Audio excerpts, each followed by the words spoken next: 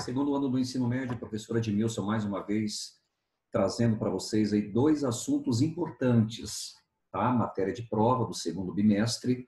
Iremos falar um pouco, espero ser breve, ok? Iremos falar sobre Primeira Guerra Mundial e Revolução Russa, se der tempo. Eu não quero me exceder no máximo de 12 minutos aqui numa conversa rápida com vocês, ok?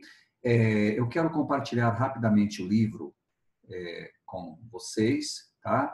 Estamos aí falando sobre Primeira Guerra Mundial, tá? Exatamente na página 117.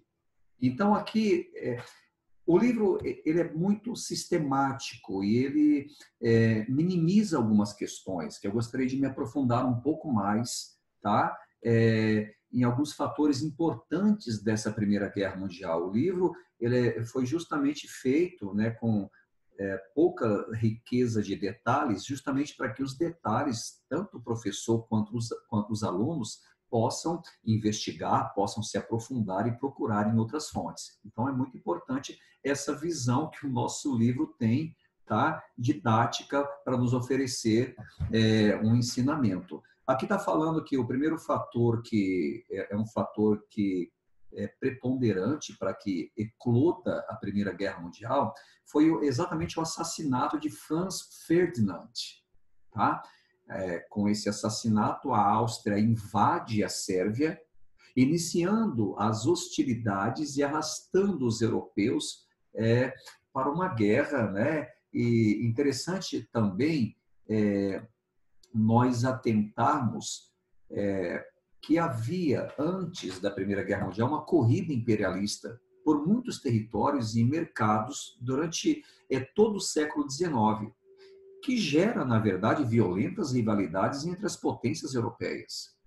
No início do século XX, essas rivalidades elas cresceram, por exemplo, a Inglaterra versus a Alemanha, e existia também a França tentando crescer ainda mais, ok? Todas elas buscando conservar e até ampliar o seu império colonial, tanto na África como na Ásia. Tá? Então, eu estou dando alguns antecedentes da Primeira Guerra Mundial.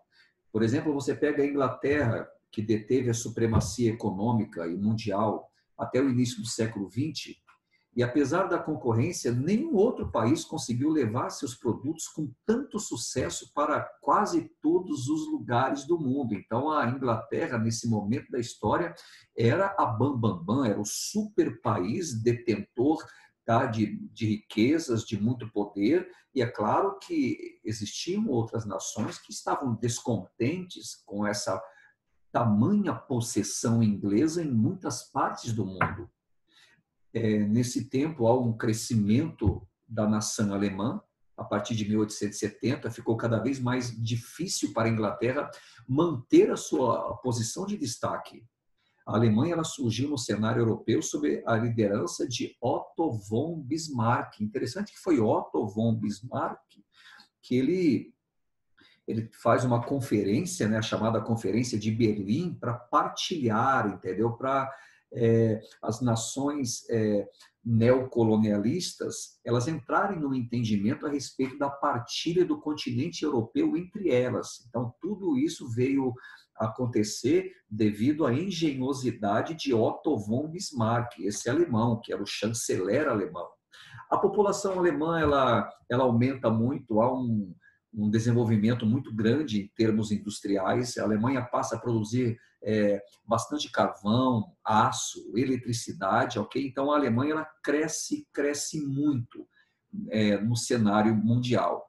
No século XX, a Alemanha ela foi uma das principais potências industriais do globo, mas a Alemanha demorou a entrar na corrida imperialista. Quando ela conseguiu fazer isso, o mundo já estava praticamente dividido entre outras potências, né? Sobretudo a Grande Inglaterra e os franceses. E os alemães, então, passam a pressionar esses dois países para que cedessem territórios da África. A França era uma antiga rival da Alemanha, pois tinha perdido uma região riquíssima chamada Alsácia-Lorena, uma riquíssima em ferro, riquíssima em minérios de ferro, carvão mineral, né? Então a Alemanha, numa batalha, ela anexa essa região da França, né, chamada Alsácia-Lorena, e esse sentimento revanchista no coração dos franceses fica durante muito tempo, né? E eles começam a sonhar com uma revanche contra os alemães. Essas rivalidades imperialistas estão entre as principais razões da Primeira Guerra Mundial. Essa Primeira Guerra Mundial ela envolve, na verdade, países de quase todo o mundo. Então, para nós deixarmos bem pontuado aqui as causas, né, da Primeira Guerra Mundial. Em primeiro lugar, o expansionismo imperialista, há uma disputa, né, em relação a territórios, né, coloniais, e uma rivalidade também em termos de armamento, tá? Isso dentro da atmosfera dos países imperialistas. Há o chamado nacionalismo dos povos, tá? Esse sentimento nacionalista quase xenófobo, né? A palavra xenofobia é a pessoa que tem aversão a um grupo de pessoas que não pertence à própria etnia.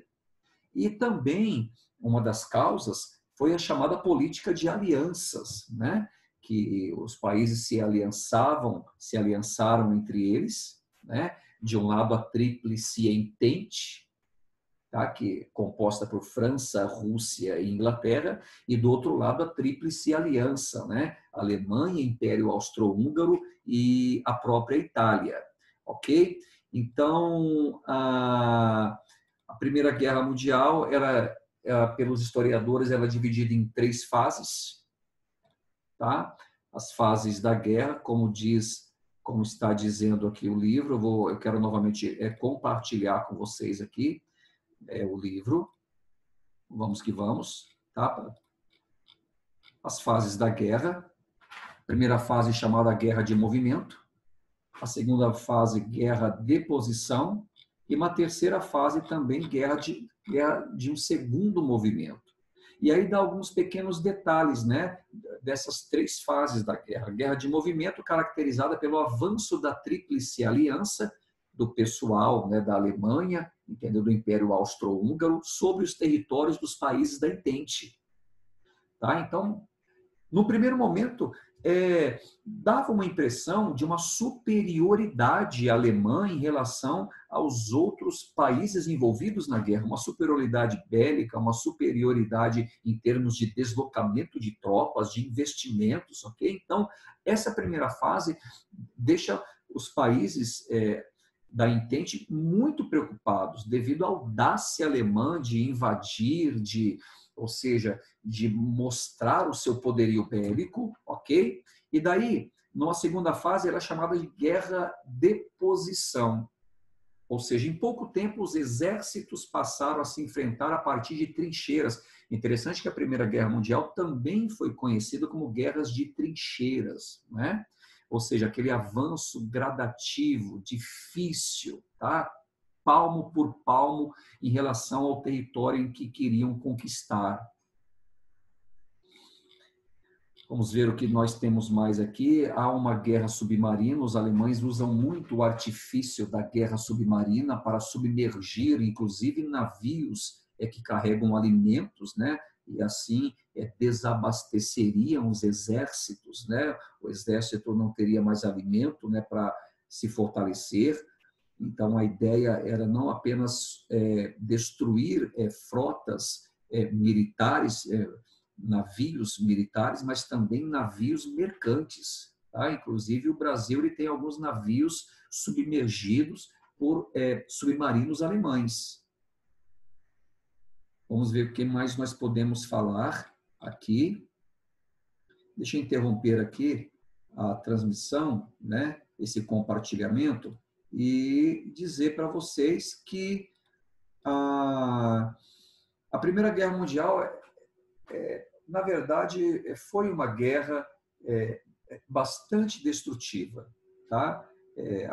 Você, por exemplo, analisa a vida nas trincheiras de como era a vida dos soldados nas trincheiras, né? Quando, por exemplo, chovia, o que era comum em algumas regiões, né? Os túneis eles ficavam totalmente inundados. Os soldados eles tinham que lutar, né? Apesar da inundação, comer e dormir, né? Todos encharcados, enlameados, né? Havia lama por todos os lados e às vezes atingindo até o peito dos homens que estavam nesses lugares. Eles não podiam manter-se aquecidos e as doenças se espalhavam, né? Matando milhares de pessoas diariamente.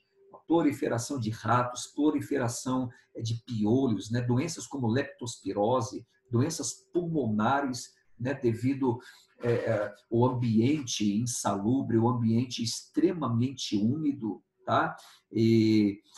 Ou seja, fazia com que os cadáveres se avolumassem cada vez mais na Primeira Guerra Mundial, tá? A gente sabe que a Tríplice Aliança perde a guerra e eles são obrigados a assinar o Tratado de Versalhes, que algumas situações, né, impunham severo castigo aos países que perderam a guerra, principalmente a Alemanha. A Alemanha, pelo Tratado de Versalhes, ela é obrigada a devolver o território, o rico território da Alsácia-Lorena para a França. A Alemanha, pelo Tratado de Versalhes, ela tem que ceder outras regiões que ela conquistou para a Bélgica, para a Dinamarca e para a Polônia. A Alemanha ela tem que pagar pesadas indenizações do estrago que ela fez em muitos países. A Alemanha ela não pode mais possuir um exército superior a 100 mil homens. A Alemanha está proibida de ter uma marinha de guerra, uma artilharia pesada e tanques e até mesmo aviões, ou seja, a indústria bélica na Alemanha está completamente proibida. Note que isso deixa os alemães, com o passar do tempo, extremamente revoltados, extremamente humilhados, e é uma questão para que também um fator que explica também a Segunda Guerra Mundial. Ok, gente? Vamos aqui para o livro, falar bem rapidamente, tá? Eu vou compartilhar aqui novamente o livro com vocês e vamos falar bem rapidamente agora, tá? Da questão da Revolução Russa, tá? Em 5 minutos, eu tenho 5 minutos para falar para vocês a respeito da Revolução Russa. Preste atenção no que eu vou falar para vocês. A Rússia, ela desde sempre, ela foi um país agrário, mas ela passa por um rápido processo de industrialização. Claro que os trabalhadores sofriam com baixos salários e longas jornadas de trabalho. Tá? E era uma coisa muito ruim. 80%, para você ter uma ideia, da população vivia no campo. Trabalhadores rurais viviam em extrema pobreza, extrema miséria, baixos salários, longas jornadas de trabalho e toda essa questão desfavorável aos trabalhadores, ela fortalece, né, uma ideia socialista começa a rolar no meio da elite ali, uma influência de ideias socialistas. Afinal de contas, a situação da Rússia não é nada boa, principalmente para os trabalhadores. As coisas começam a piorar. 22 de abril, se não me engano, de 1905, na praça do Palácio de São Petersburgo, há um massacre gigantesco de manifestantes que estavam desarmados e ainda que estavam até cantando hinos, há quem diga hinos religiosos e o hino imperial. E interessante a ironia, né, do hino imperial, Deus salve o czar. E o czar ele abre fogo através do exército que estava cuidando ali as imediações, abre fogo nessa população e muitas pessoas morrem ali. Há quem diga que mais de 1.000 pessoas morreram, entre mortos e feridos. 1.000 pessoas foram alvejadas, né, por essa artilharia covarde do czar. Tá? Isso causa revoltas em muitas áreas, tá? Há muitas greves, motins de soldados, levantes de militares, protestos estouram por toda parte da Rússia. E daí surge um grupo chamado de sovietes, que era um conselho de representantes dos operários. Os sovietes se compunham através de operários, dos camponeses e dos soldados, né? E esse grupo ele começa a ganhar forma e começa a ter poder em toda essa situação problemática da Rússia. A Rússia, na Primeira Guerra Mundial, é um país que ele está na Primeira Guerra Mundial, ele fica até 1917 na Primeira Guerra Mundial, tá? No ano de 1917 ele sai, mas é um país totalmente despreparado para a guerra, tem poucos recursos, poucos armamentos, armamentos precários, soldados que não são treinados. Então foi uma catástrofe, na verdade, a Rússia na Primeira Guerra Mundial. Nesse contexto surgem dois grupos que, na verdade, já existiram, grupos políticos rivais. De um lado, os mencheviques e bolcheviques, e do outro lado, os mencheviques. Os bolcheviques eles pretendiam uma mudança muito radical na política e eram defensores de uma revolução socialista até armada, se preciso fosse. Já os mencheviques, eles defendiam algo mais gradativo, um amadurecimento do capitalismo para depois implantar o socialismo. E durante toda a Revolução Russa, esses dois partidos eles se degladiam entre eles. Tá? A Revolução de Fevereiro de 1917, há greves de trabalhadores urbanos e rurais ainda continuam, né, se espalhando por todo o território da Rússia. Os motins também estão muito fortes. Manifestações populares pedindo democracia, mais emprego, melhores salários e o fim da monarquia czarista que estava a um fio de acabar com tudo isso. E em 1917, o governo de Nicolau II, né, o czar, ele foi simplesmente retirado do poder. Tá? E quem assume provisoriamente é o grupo, né, político dos mencheviques, né, e assumem num governo provisório. Eles comprometem-se com o desenvolvimento do capitalismo, tá? Porque eles querem uma mudança para o socialismo, mas uma mudança gradual, gradativa, mas que primeiro o capitalismo não seria descartado. Eles manteriam a ideia dele manter a Rússia na Primeira Guerra Mundial e eles não fizeram reforma agrária nenhuma. Nesse contexto, Lenin volta ao poder, ele volta ao exílio, ele tinha sido exilado, né? E ele promete ao povo, né? Ele tem um lema de pão, paz e terra. Pão, paz e terra. Tá? Ele assume o poder e imediatamente tira a Rússia da Primeira Guerra Mundial. Ele pratica, então, ele começa a fazer reformas agrárias, as terras elas foram redistribuídas para os trabalhadores do campo. Há uma nacionalização dos bancos, as fábricas passam para a mão dos trabalhadores e a Rússia, ela, a partir de então, começa a se chamar União das Repúblicas Socialistas Soviéticas. Ok?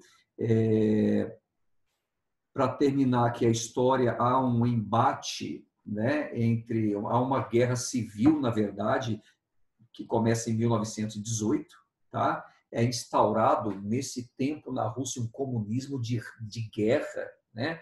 Todas as forças produtivas do país deveriam se orientar no sentido de combater o inimigo do povo, tá? Então o comunismo de guerra dizia respeito, né? Ou seja, houve um tempo de censura à imprensa, houve um decreto para que os trabalhadores fossem obrigados a estarem trabalhando de fato nas lavouras e até mesmo nas fábricas, né, um regime compulsório, obrigatório. Decretou-se o fim da propriedade privada e o congelamento de preços e também de salários, ok?